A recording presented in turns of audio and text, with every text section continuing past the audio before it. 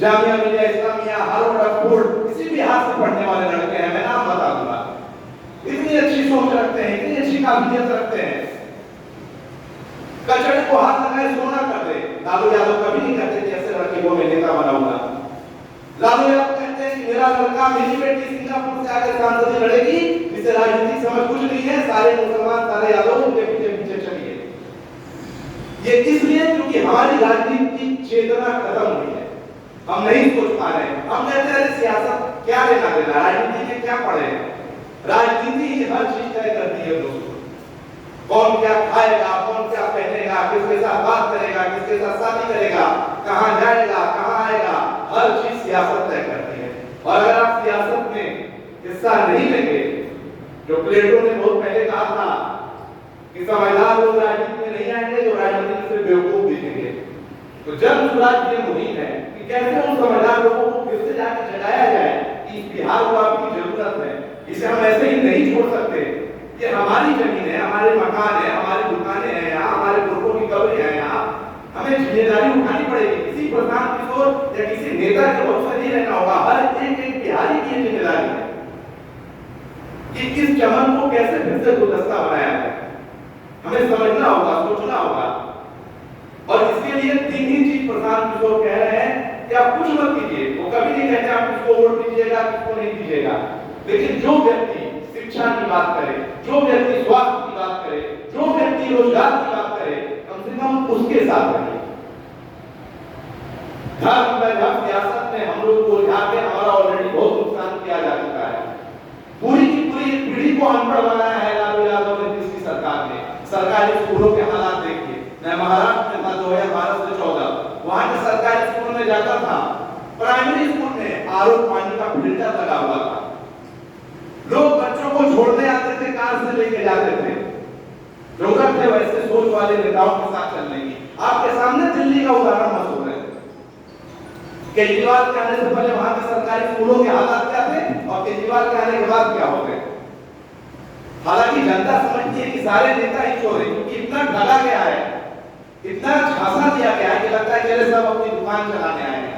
लेकिन इतना नाउमीद होने की जरूरत नहीं है दोस्तों।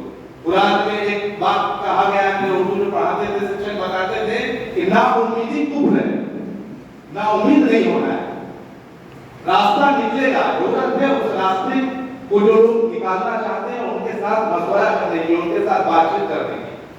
तो जन स्वराज क्या है, क्या करना चाह रहा है, क्या करेगा, ये जानने के लिए आपको कुछ नहीं करना है। जो ये अभियान है पहले उससे जुड़िए, और जुड़ने के लिए कुछ नहीं करना है। टोल फ्री नंबर है 9721697216 972216 उसमें मिस कॉल करके आप जुड़िए। जुड़ के देखिए, आपको फेसबुक, यूट्यूब, इंस्टाग्राम चला रहा है, न जाने अनाप शनाप चीजें उसमें देखते रहता है। कभी मौका मिले तो जन स्वराज टाइप करके सर्च कीजिए, क्या है, क्या बातें कर रहा है, कौन है ये व्यक्ति। और अगर फिर आपको लगे कि नहीं ये अच्छी बातें कर रहा है, इसके अंदर कुछ विजन है, ये कोई ऐसा रास्ता बता रहा है जिससे उपाय निकल सकता है, तो सहयोग कीजिए, समर्थन कीजिए। हम लोग बंधुआ मजदूर बन गए हैं। नेता को पता है ये जाएंगे कहां, हमें ही वोट देंगे, हम काम करें ना करें, और हम भी कोई उनसे सवाल नहीं पूछते, कभी उनका जेबान नहीं पकड़ते, कभी नहीं कहते कि तुमने ये वादे किए थे, उन वादों का क्या हुआ। कभी कोई नेता इस पार्टी में चला जा रहा है, कभी उस पार्टी में चला जा रहा है, वो अपनी सियासत पर चमकाते रहना चाह रहा है। जनता आपस में लड़ रही है, उनके बीच कोई लड़ाई नहीं है, किसी बड़े नेता के बीच कोई लड़ाई नहीं है दोस्तों। लड़ाया हमें जा रहा है। मेरा नाम डॉक्टर आकाश कुमार है, मैं किशनगंज में रह रहा हूँ, पूर्णिया में रह रहा हूँ, अररिया में रह रहा हूँ। किशनगंज में सबसे ज्यादा अकलियत के लोग हैं, मुसलमान लोग हैं, मुझे कोई खतरा नहीं है, दिन रात अकेले घूमता हूँ, चलता हूँ। लेकिन अगर आप अपनी टीवी चला के देख लेंगे तो लगेगा कि आपको लिंच कर दिया जाए, है ना ऐसा। अभी आप कश्मीर चले जाइए या कोई व्यक्ति गुजरात चला जाए आपने से, कोई किसी को खतरा नहीं है। लेकिन ये सियासतदानों ने, मीडिया ने, जो ऊपर सियासतदानों से जो कंट्रोल होते हैं, उन्होंने कैसा हमारा समाज बना दिया है।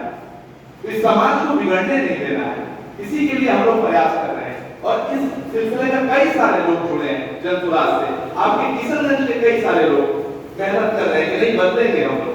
बिहार पिछड़ा, उसमें सीमांचल पिछड़ा, सीमांचल से किशनगंज इतना पिछड़ा, क्या कुछ यहाँ नहीं हो सकता।